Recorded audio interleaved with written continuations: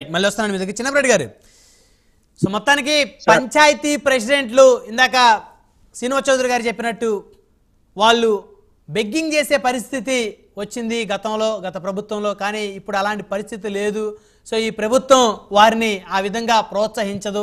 ఖచ్చితంగా వారికి గౌరవాన్ని ఎక్కడా తగ్గించదు. వారి గౌరవాన్ని వారు కాపాడుకునే విధంగా సో ఈ ప్రభుత్వం నిధులు కూడా అదేవిధంగా వారికి మంజూరు చేస్తుంది. వారికి చేదోడు వాదోడుగా నిలుస్తుందని.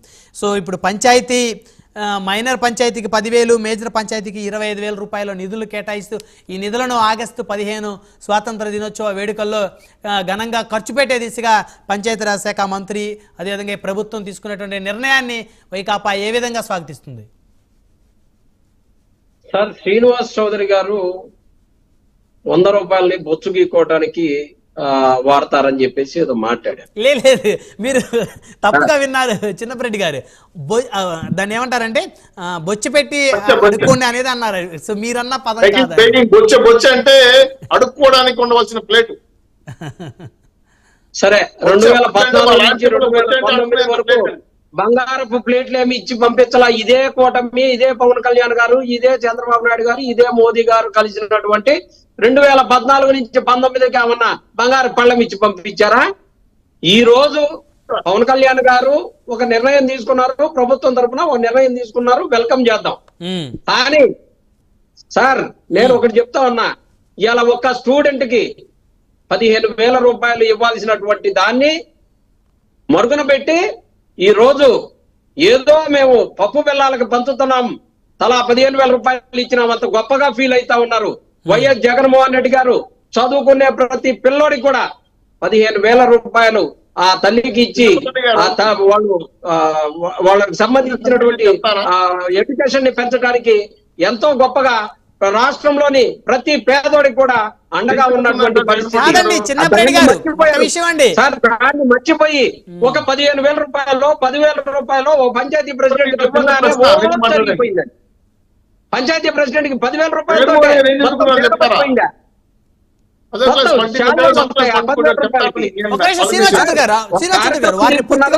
చౌదరి గారు, మీరు మాట్లాడినంత సేపు చెప్పిన తర్వాత వారి ఇరువురు టీడీపీ జనసేన నేతలందరూ కూడా మిమ్మల్ని ప్రశ్నిస్తారు.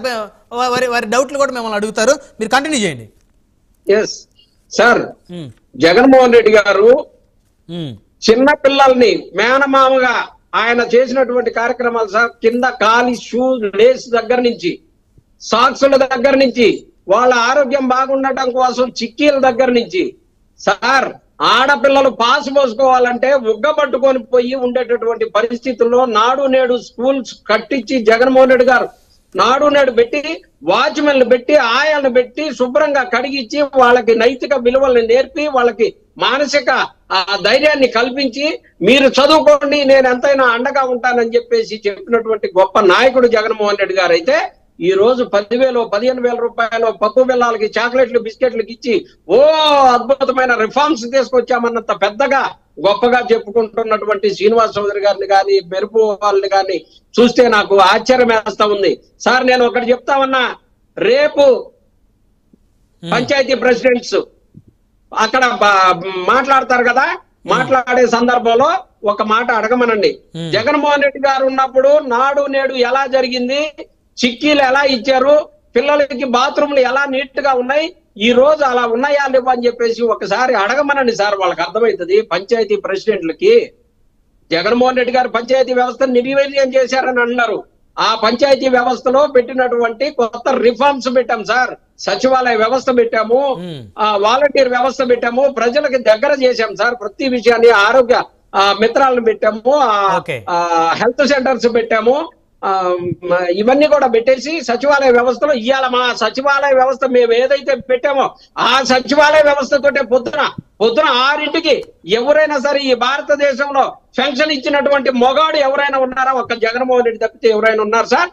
అలాంటి గొప్ప కార్యక్రమాలు చేసినటువంటి జగన్మోహన్ రెడ్డి గారిని వదిలించి ఈ రోజు ఏదో 10,000 15,000 రూపాయలు పప్పు బెల్లాలు ఇచ్చాం, పిల్లలకి చాక్లెట్లు బిస్కెట్లు పంచండి అంటే ఈ 75 సంవత్సరాలు ఏమి మనం స్వాతంత్ర ఉద్యమంలో పాల్గొన్నటువంటి వారిని మనం గుర్తు చేసుకోలేదా?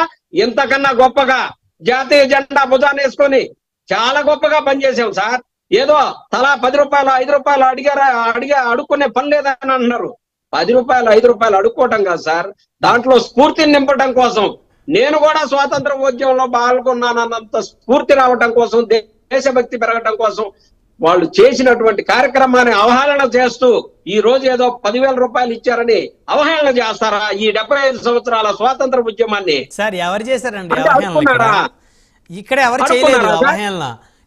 ఈ స్వాతంత్ర దినోత్సవ వేడుకల్ని ఘనంగా నిర్వహించడం కోసం పంచాయతీ ప్రెసిడెంట్లు ఇప్పుడు ఈ 10,000 25,000 రూపాయలు వారికి వారి జేబుల నుంచి ఖర్చు పెట్టకుండా, లేకపోతే వాళ్ళు ఎవరిని కూడా స్పాన్సర్ల రూపంలో వారు చేయి చాపి అడగకుండా గర్వంగా గౌరవంగా ఖర్చు పెట్టుకొని స్వాతంత్ర దినోత్సవ వేడుకలు అంగరంగ వైభవంగా జరపడం కోసం ఈ కార్యక్రమాన్ని ప్రభుత్వం తీసుకుంది, ఉప ముఖ్యమంత్రి తీసుకున్నాడని చెప్పేసి మనం ఈ చర్చ పెట్టాం. అంతేగాని ఇక్కడ ఎవరు అగౌరవపరిచారు?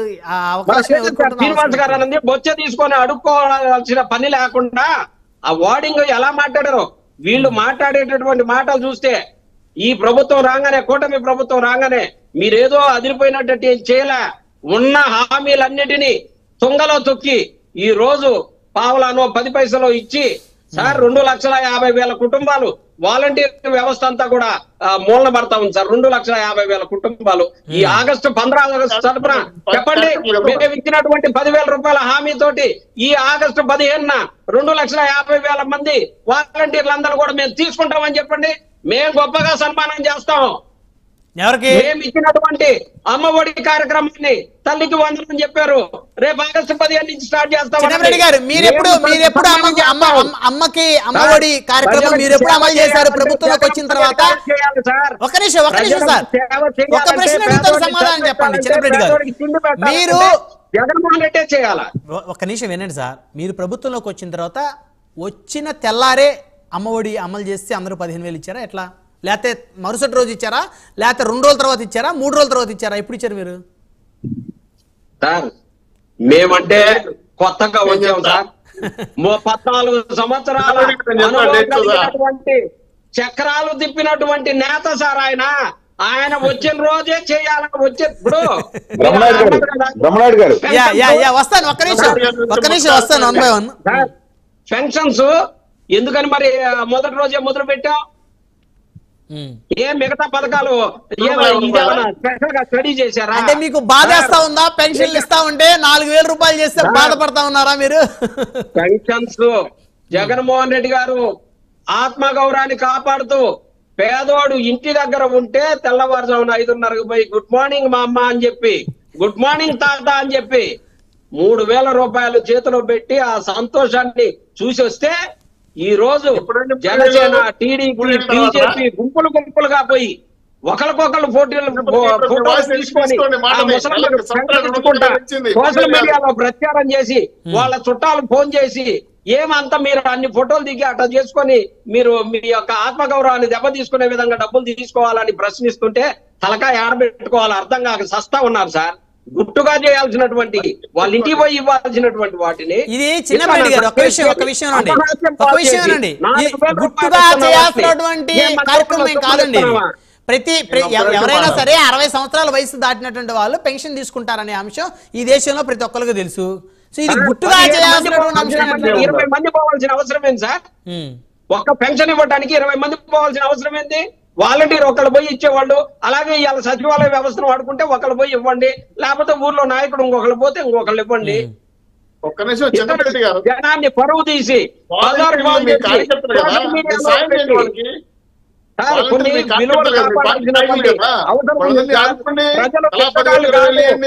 ఎందుకు మీరు వాలంటీర్ విలువలు కాపాడి వాళ్ళ గౌరవాన్ని కాపాడి వాళ్ళ ఆత్మస్థైర్యాన్ని చెప్పండి. నాకు పింఛన్ ఇస్తామన్నారు, ఎంత ఇచ్చారండి? 2019 మీరు అధికారంలోకి వచ్చిన మొదటి రోజు ఎంత పింఛన్ ఇచ్చారు చెప్తారా? మీరు ఇచ్చింది 3,000 కాదు, 2,250 రూపాయలు. 4 సంవత్సరాల 8 నెలలు రూపాయలు